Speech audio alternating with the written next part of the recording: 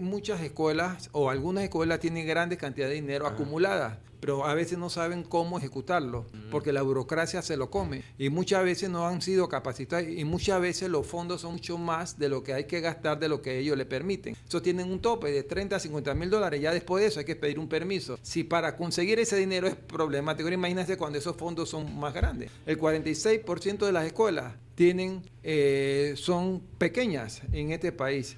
Por ejemplo, el 46 a 47% son multigrados, pero afectan a pocos estudiantes. A esta altura no deberíamos tener ni escuelas multigrado en lo que se refiere a la educación básica primaria, ni escuelas multigrado premedia. No deberíamos tener eso. Bueno, les comentaba antes del cambio, íbamos a seguir abordando el tema de educación.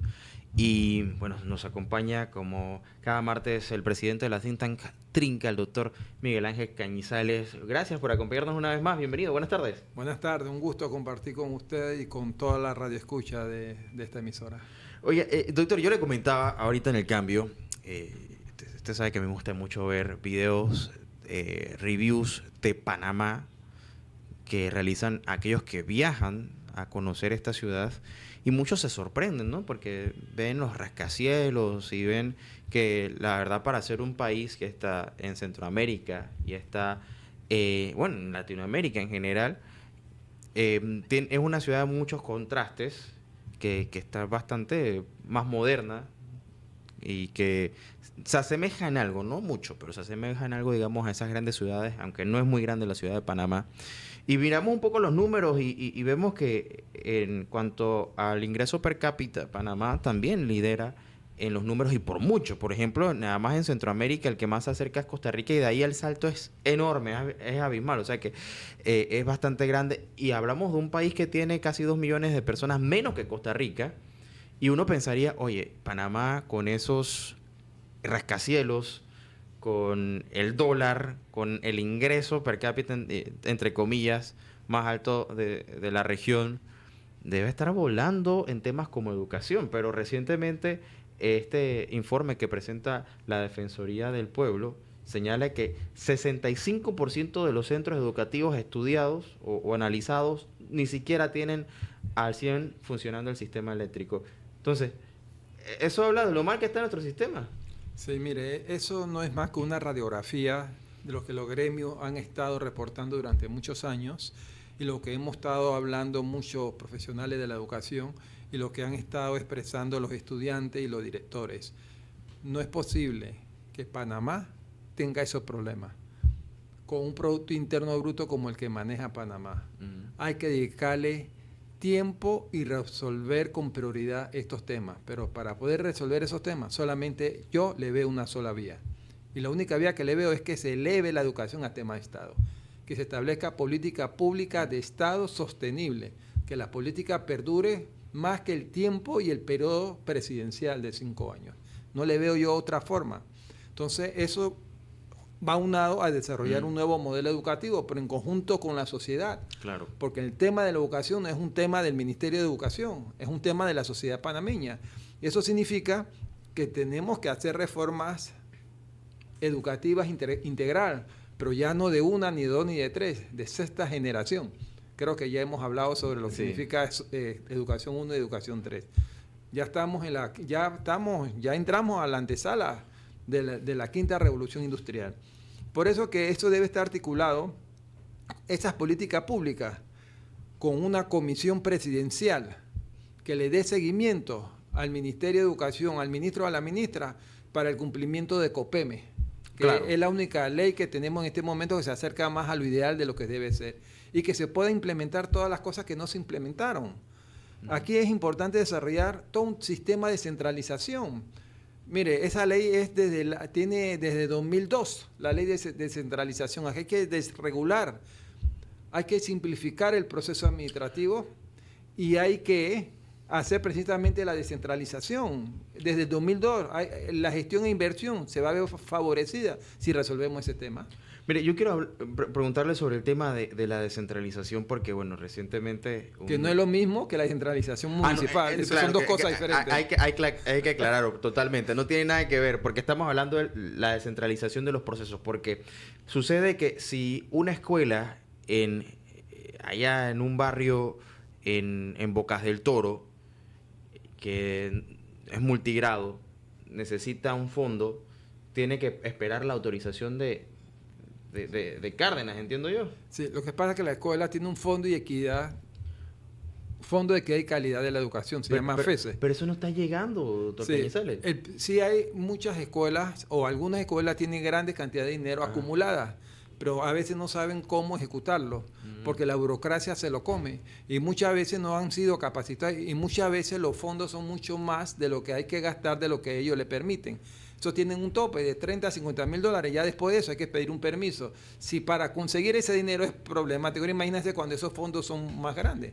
El 46% de las escuelas son pequeñas en este país. Por ejemplo, el 47% son multigrados, pero afectan a pocos estudiantes.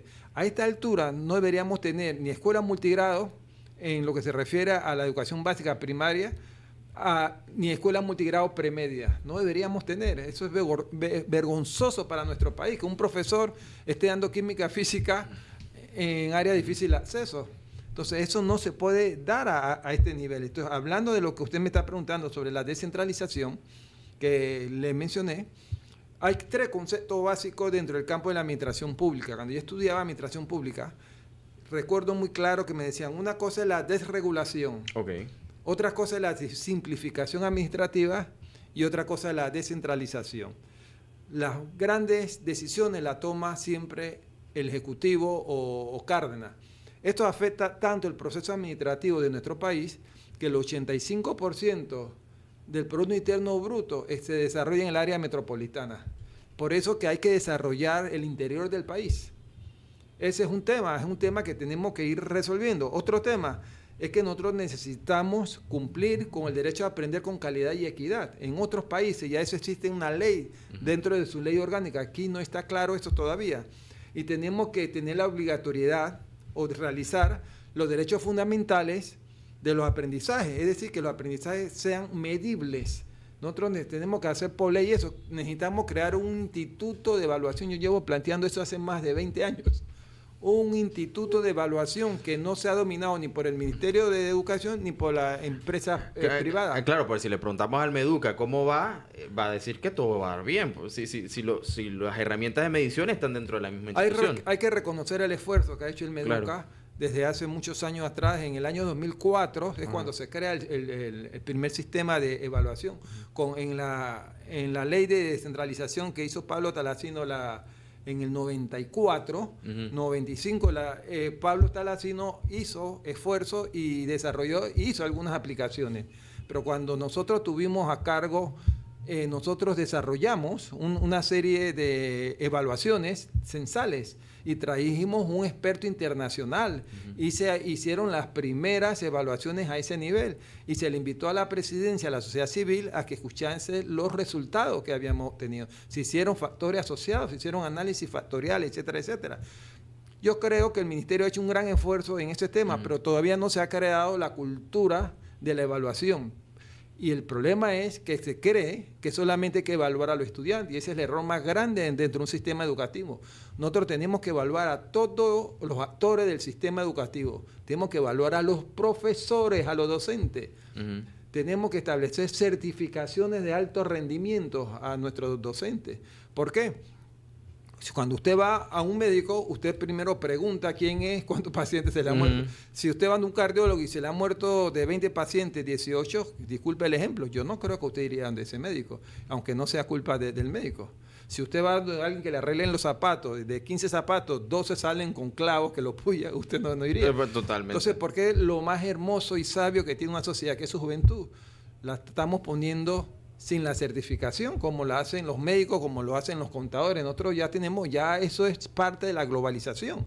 Por eso que tenemos que profesionalizar la profesión docente. O sea, hay que buscar llevarlo, porque escuchándolo, el tema aquí no es que hace falta el recurso económico. El tema es cómo se utiliza y cómo se mejora el sistema. Sí, es correcto. Cuando yo hablo del perfeccionamiento en la formación docente, me estoy refiriendo que tenemos que establecer una carrera docente, es que los maestros y los profesores no tengan que ir a la calle a hacer huelga para que se les suba un salario. Que se establezcan cuáles son los criterios y cómo se les evalúa. Eso no existe actualmente. No, eso no existe. Pero entonces, ¿cómo? Yo dejé un borrador en mi periodo que no sé qué se hizo. Ahora, pero si no existe, entonces, ¿cómo se está haciendo? No, bueno, se hace como se hicieron todos esos años. Se les suben los salarios porque hay una presión social de parte de los educadores, paralizan las escuelas. O sea, que etcétera, ese etcétera. es el único método ahorita. Si los educadores sienten Así que ya no es. les alcanza, van a la calle y dicen, necesitamos que nos suban. Están bien pagados en este momento. Claro. Pero ese dinero no es para toda la vida. Todo en la empresa privada, Exactamente. usted no está estático. Eso es un movimiento constante cambio que se va produciendo y se le va aumentando. Y eso es justo, que el valor más preciado que tiene una sociedad son sus educadores. Ujú. Tienen derecho a que se les suba el salario como lo hace usted en la empresa privada y poder competir. Porque para eso se han estudiado, se han formado y están invirtiendo. Pero aquí lo más interesante que le quería decir, que en la formación docente es el techo de la calidad de la educación. Es por eso que nosotros tenemos que exigir que todos los profesores y maestros que estén dentro del sistema educativo tengan título universitario. Eso todavía no existe. Ahora, Hay una gran cantidad que lo tiene, pero tenemos que tener como regla que tienen que ser titulados universitarios. pero yo le hago una pregunta, porque hay un montón de profesores que están esperando nombramiento, que tienen sus títulos y todavía no entran. Entonces, ¿qué Bueno, está pasando? Y no solamente en este periodo gubernamental tuvimos muchos problemas para ingresar en el calendario lectivo y no cumplimos nunca los días que establece la ley del calendario lectivo.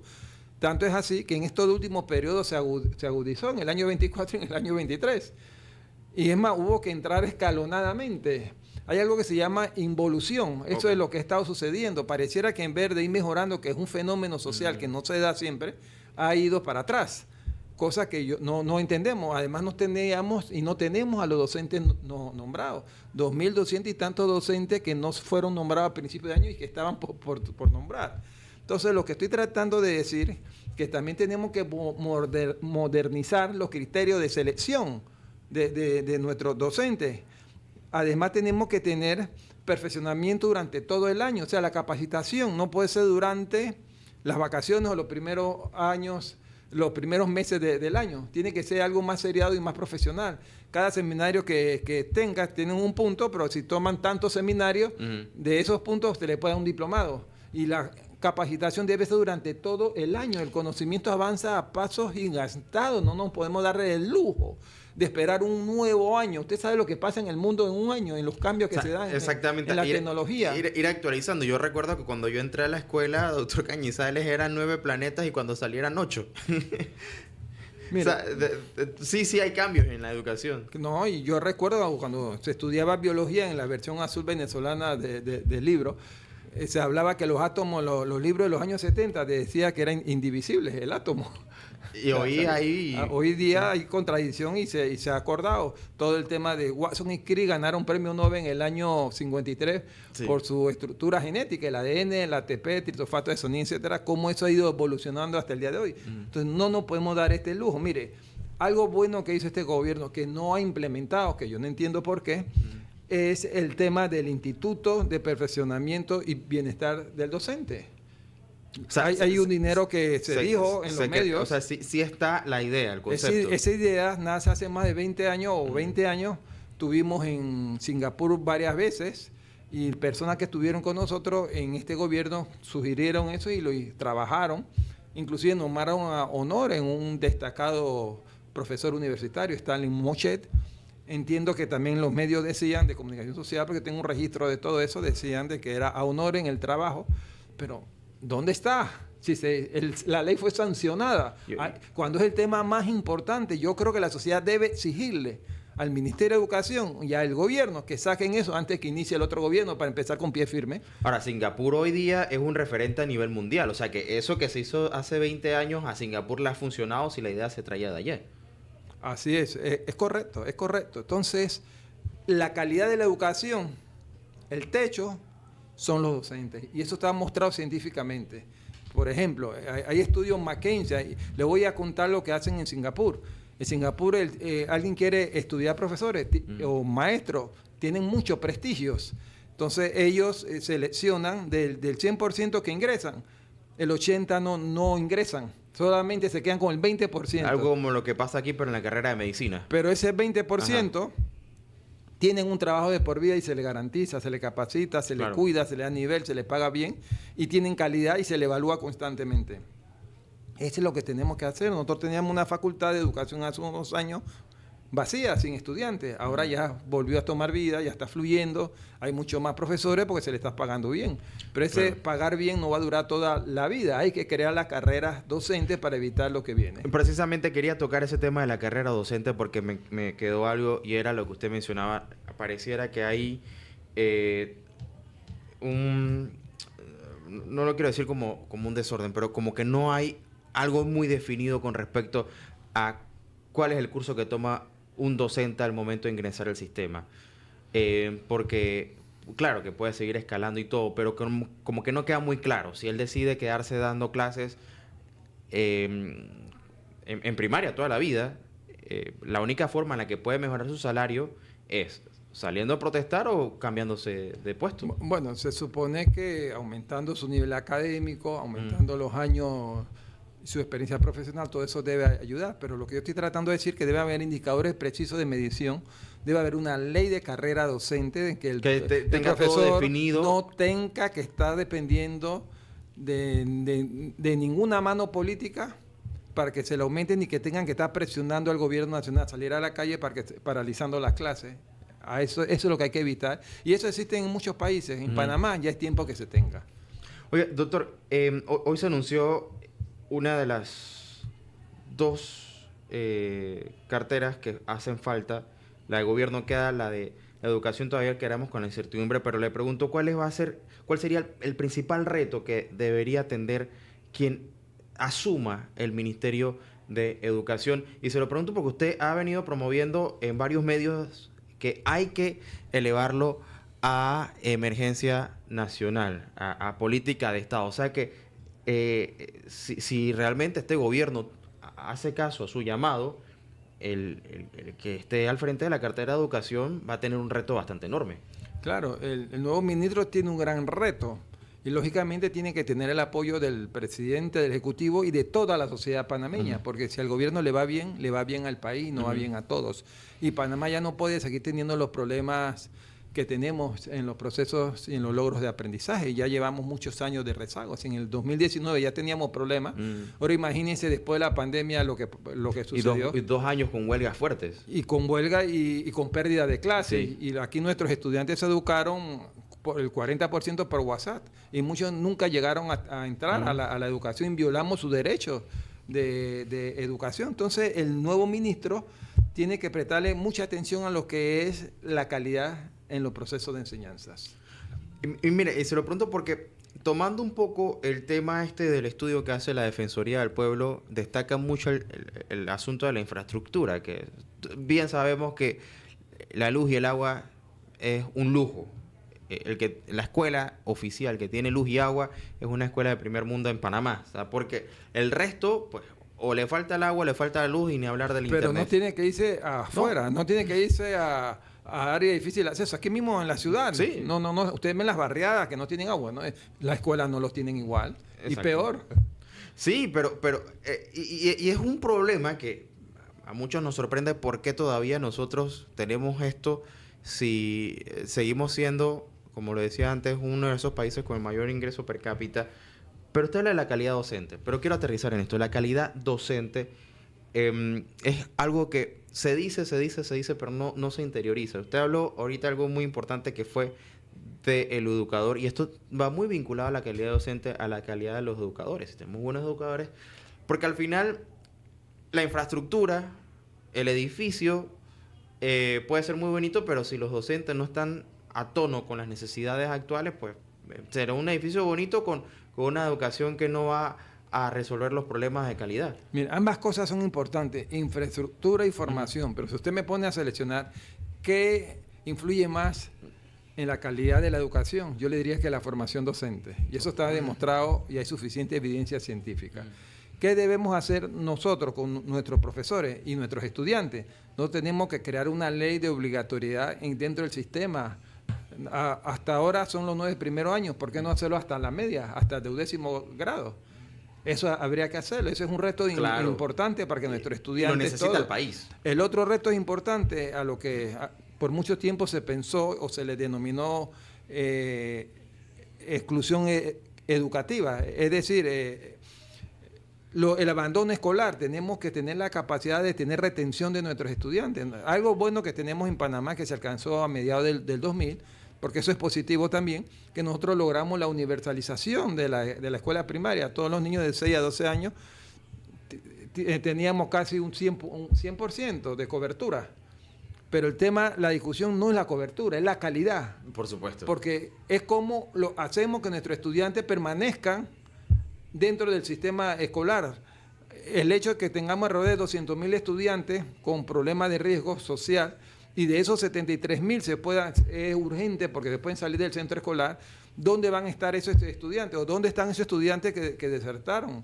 O que ya no están excluidos en nuestro sistema educativo. Por ley, la obligatoriedad lo tiene el Ministerio de Educación de retenerlo, tenerlo y capacitarlo y hacerle programas especiales. Porque cuando un maestro le da una clase aburrida, eso desmotiva. A lo mejor el estudiante ya no quiere ir. O cuando hay problemas de infraestructura, o cuando tienen problemas socioeconómicos, o cuando tienen problemas familiares. Todo eso contribuye y eso es lo que no podemos permitir. La prueba PISA ya demostró que estamos muy mal en Panamá, aunque se dieron mejorías muy pequeñas. Si nos comparamos con países, el mejor país de América Latina que salió más alto fue Chile. Pero si nos comparamos con China o los países asiáticos, Singapur, estamos muy, muy distantes.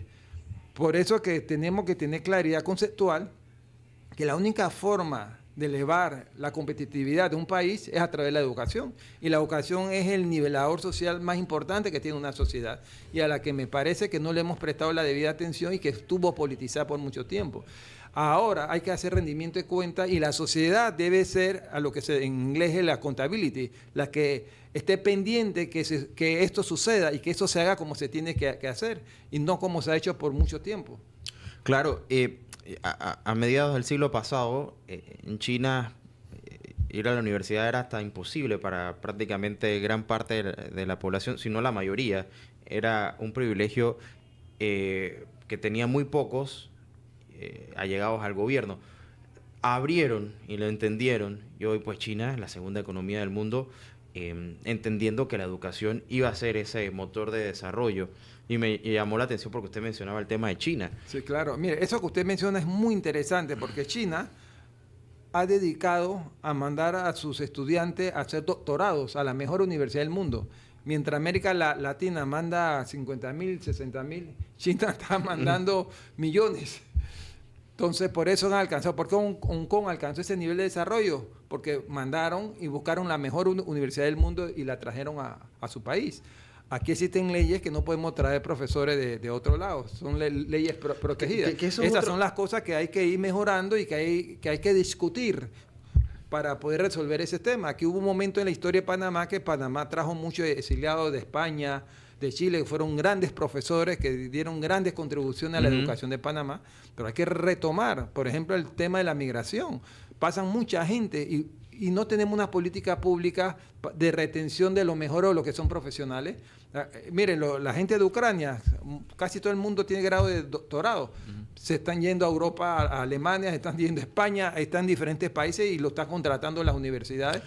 Y lastimosamente el tema de el IFARU se volvió muy político, pero, y eso que usted menciona, la fuga de talento o fuga de cerebros, mal llamada fuga de cerebros, es un problema que es silente porque se está dando muchísimo. Claro. Gente que conozco que no supera los 30 años, se van al extranjero, consiguen un trabajo, pagan y se quedan trabajando. Sí. Y todo ese conocimiento que están adquiriendo no lo traen al país. Pero ¿sabe por qué eso sucede? Porque no hay una política. Claro, el SENACYT tiene una política de traer los que han estudiado y tratan de conseguir trabajo. Porque a mí me han llamado para reubicar y dónde podemos ayudar. Yo creo que el SENACYT ha hecho un trabajo interesante. Pero el problema está que cuando nosotros tenemos estos estudiantes que vienen graduados con doctorado, aquí les cierran la puerta. Las mismas universidades les cierran la puerta. Tienen que someterse a una serie de criterios, se le pierden los papeles. Hay mucha burocracia para entrar a trabajar en las universidades oficiales. Y bueno, pueden venir graduados de Harvard, de la mejor universidad del mundo, y no tienen acceso. Claro, y en otros países, que dicho sea de paso, Lo aprovechan esos países. esos países entienden el valor que tiene, la capacidad que están adquiriendo, y más si están estudiando en sus países, y les pagan hasta 3, 4, 5 veces más de lo que ganan. O sea, yo como estudiante me voy a estudiar, valga la redundancia, a Europa o a una de estas grandes universidades y me dicen, te vamos a pagar aquí $10,000, $15,000, y en Panamá me dicen, no, estamos buscando dónde ponerte, yo me quedo. O sea, eso es algo natural. Y aquí, bueno, todo está interconectado, porque usted menciona que es un tema que no solamente es del Meduca, o sea, es un tema que nos compete a todos como país. Sí, sí. Mire, España pasó por ese problema y muchos jóvenes estaban desempleados y tenían grados académicos altos. ¿Y qué pasó? ¿Quién fue el que agarró todo ese talento humano? Alemania. Y la mayoría de los países miembros de la OECD, de la Unión Europea, tienen el talento humano, y de nosotros también se nos han quedado muchísimo allá, porque no hay una política pública en Panamá de nuestros jóvenes. El 52% de nuestros jóvenes está desempleado y no hay trabajo para la juventud. Entonces aquí hay que establecer criterios muy serios y urgentes, porque estamos al borde de un problema social en los próximos años, porque el bono demográfico más grande que tiene Panamá es su juventud. Claro. Pues esa transición demográfica ya lo pasaron muchos países, muchos continentes, el asiático, el europeo, la gente envejeció. Entonces nosotros tenemos todavía la gran fortuna de tener una gran cantidad de jóvenes. Bueno, eso es nuestra mayor fortaleza, pero tenemos que trabajar con esos jóvenes y orientarlos, fíjense. Cuando hablamos de educación, hay que invitar más a los jóvenes a participar, porque le estamos quitando su espacio, le estamos decidiendo su futuro. El grupo, los estudiantes unidos por la educación han haciendo un excelente trabajo. Y ellos hicieron propuestas en el año 2019. Fueron 15 propuestas. En el 20 hicieron 20 propuestas.